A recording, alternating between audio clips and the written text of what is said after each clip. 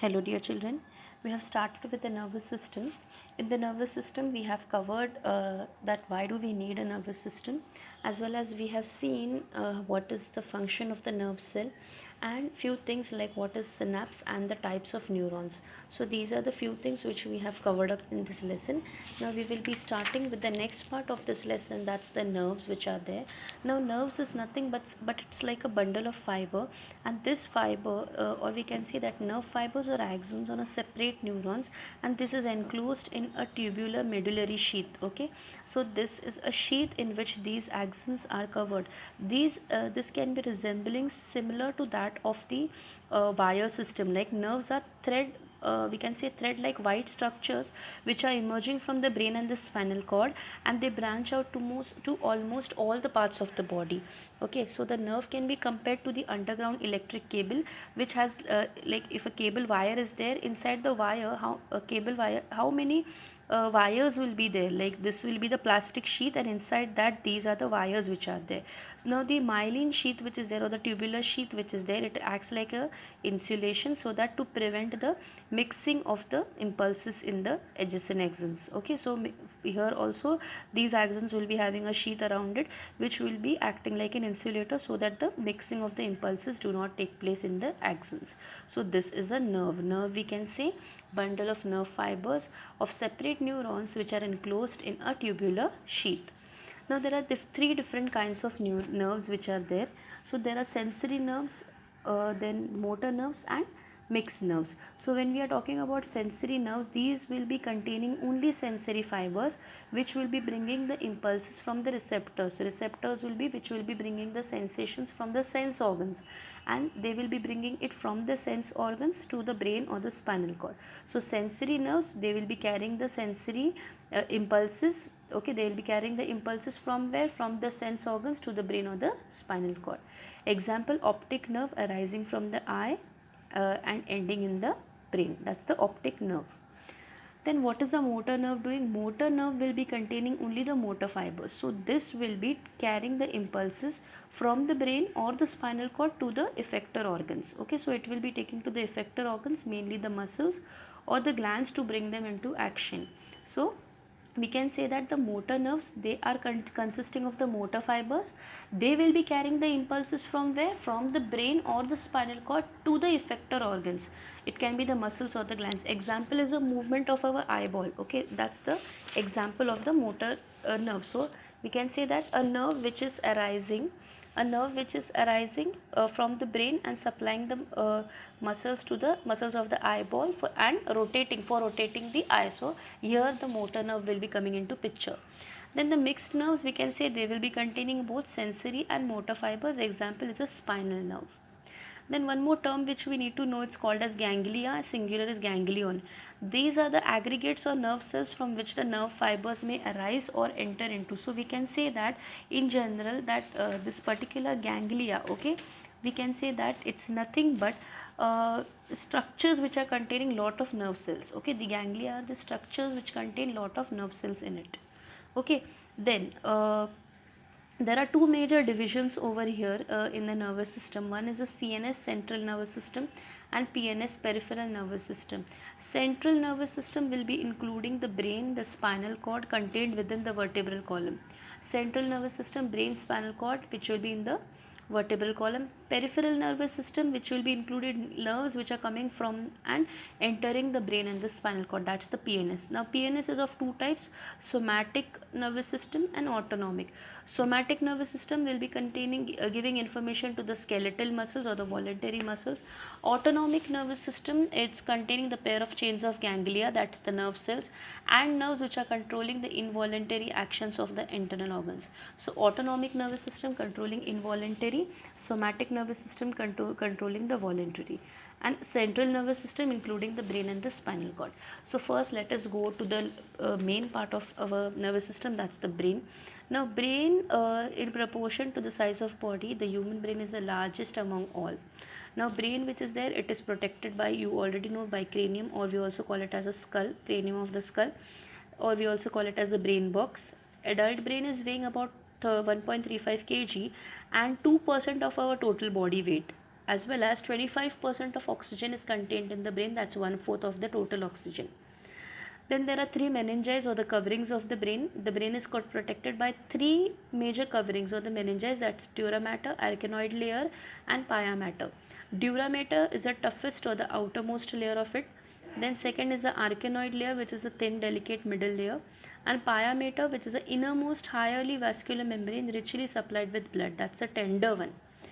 Okay, so here you can see this is the structure of the brain. You can see they have given the dura mater, then arachnoid and pia mater, these three meninges of the brain. Then with that they have also given us meningitis is the inflammation of meninges. Meningitis is brain fever. It's like if a person gets meningitis, it's a kind of a viral infection. Okay, and that's called as meningitis. Okay, now the space between the covering of the membranes which are there, it's filled with a cerebrospinal fluid. This cerebrospinal fluid which is there, it acts like a cushion to protect the brain from the shocks. Then this same fluid is filled with the central spaces, that is the ventricles of the brain, and the central canal of the spinal cord. So that's the cerebrospinal fluid. So major things we covered up in this, that's the brain is protected by the skull or the cranium. 2% of the total body weight is constituted by the brain. Then the three coverings of the brain, dura mater, arachnoid and pia mater. Then the brain is space between the covering of the membrane is covered with cerebrospinal fluid. Now let's go to the next aspect, that's the parts of the brain, which is cerebrum, cerebellum and medulla oblongata. Cerebrum, we call it as a seat of intelligence. We can say that it's giving the brain the power to think, memorize, learn all the things and doing activities. Medulla cerebellum, like its main function is to balance the body, right, and muscular activity. And medulla oblongata, we can say that it also controls the other functions, like medulla oblongata we can say that controls the activities of the internal organs. So let's go to the first part, that's the cerebrum. So cerebrum, we can say it's the largest portion of the brain, and it's divided into two cerebral hemispheres, that's the left and the right. And the outer surface of it is highly convoluted with ridges and grooves. Convoluted means like this, it's just convoluted like this. So it has lot of ridges and grooves in the brain. So if you must have seen the brain on like when you must in 7th standard, you had this lesson where you had seen the brain, so there will be some lines or grooves on the brain. Then the cerebral hemispheres, which is there internally, it is hollow, and their walls have two regions, that is outer cortex and inner is called the medulla. The outer cortex of the cerebrum, which is there, it contains all the cell bodies like neurons, and they are grayish in color, so they are called the gray matter. Okay, where the outer portion, two cerebral hemispheres, inside cerebral hemisphere is hollow, outer portion contains cell bodies of neurons and it's grayish in color, so gray matter. Then it's the layer of the gray matter which is folded into convolutions. So you can see here there are convolutions which are called as gyri and sulci. Folds are called as gyri, and depressions or the grooves inside it is called as the sulci. Now it's said that the more the gyri and sulci, I mean there are lots. Why there are lots? Because just to increase the surface area of the brain. And it is said that if a person has more amount of gyri and sulci, more amount of convolutions in the brain, so we can say that that person has a greater intelligence. So here, high number of convolutions in the human brain, large number of brain cells, and a person is with a greater intelligence. Then it's all about the gray matter, the outer matter of the cerebral hemisphere. Now internal matter, the inner portion is called the white matter, which has axons and nerve fibers of neurons. Then there is something called as corpus callosum. Corpus callosum is a sheet of fibers connecting the two cerebral hemispheres. Its function is to transfer the information from one hemisphere to the other. So here we can see the pituitary gland over here, the hypothalamus of the brain, cerebral hemispheres, a skull, corpus callosum, which is like a line between the two cerebral hemispheres, and it is passing the information. Then the gyri, dura mater, arachnoid, pia mater and sulci. So you can see the gyri and sulci over here. Thalamus, then this is nothing but the pineal gland. Now pineal gland which is there, it produces a hormone which is called as melatonin, and this melatonin plays an important role in regulating your sleep patterns. Okay, this is the function of the pineal gland.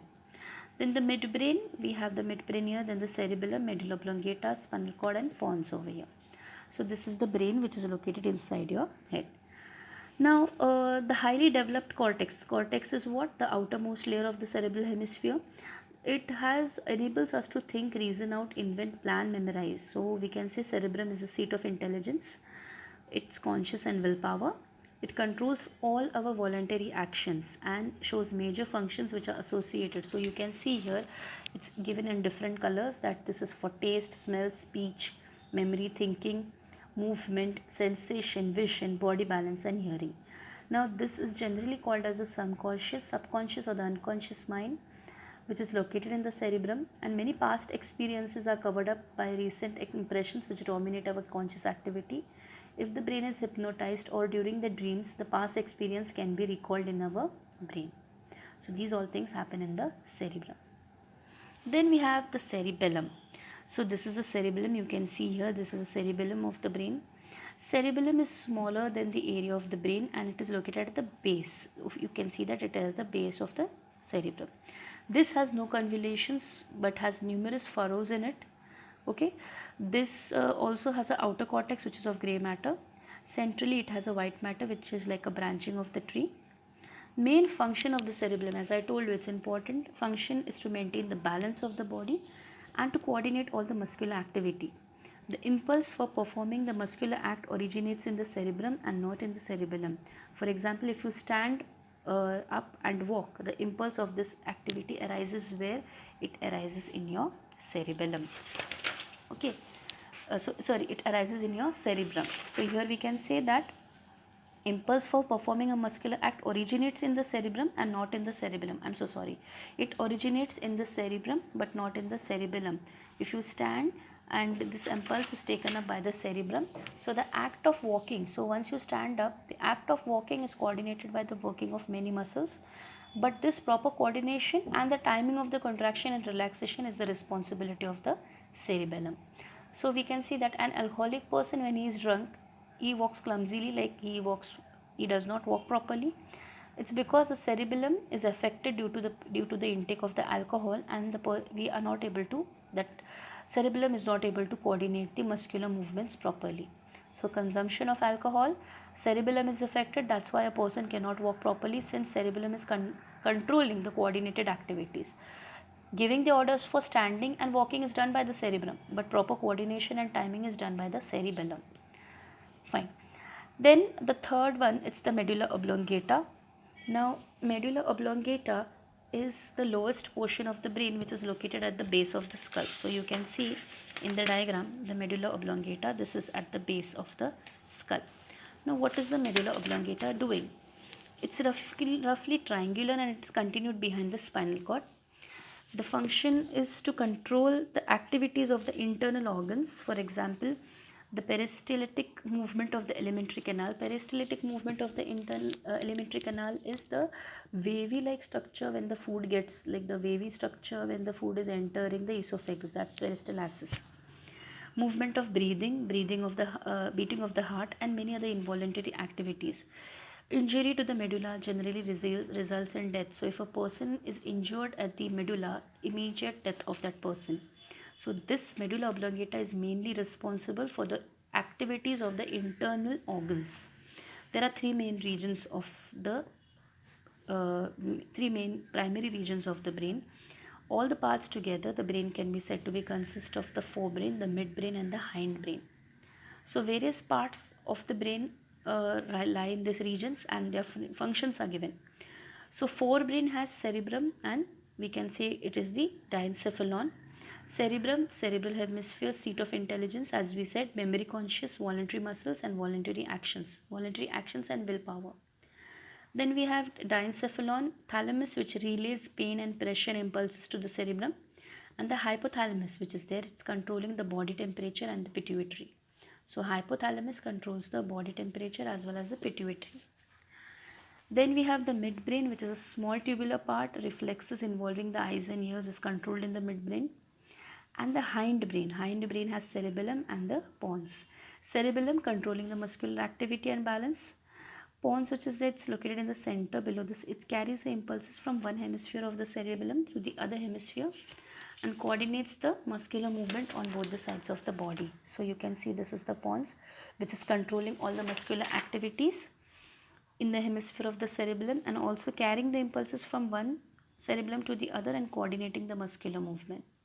And the third major part is the medulla oblongata, controlling activities of internal organs, heartbeat and breathing, all these things. So forebrain, cerebellum, diencephalon, thalamus and hypothalamus, midbrain, small tubular part, hindbrain having the cerebellum and pons, and third part is the medulla oblongata. So these are all the major aspects of the brain. So here we go, just a small little revision of it. This is the brain, cerebrum, cerebellum and medulla oblongata. We have the forebrain here, which contains of cerebrum and thalamus and hypothalamus. Then we have the midbrain, which is consisting of cerebellum and the cerebellum, as well as the next aspect is the hindbrain, cerebellum, pons, and midbrain. It has small tubular part which is controlling the reflexes. Okay, so these are, and the medulla oblongata controlling the heartbeat and activities. So this is all about the brain, the functions of the brain, as well as what are the different regions in the brain. So next lecture we will be going towards the spinal cord. Thank you, children.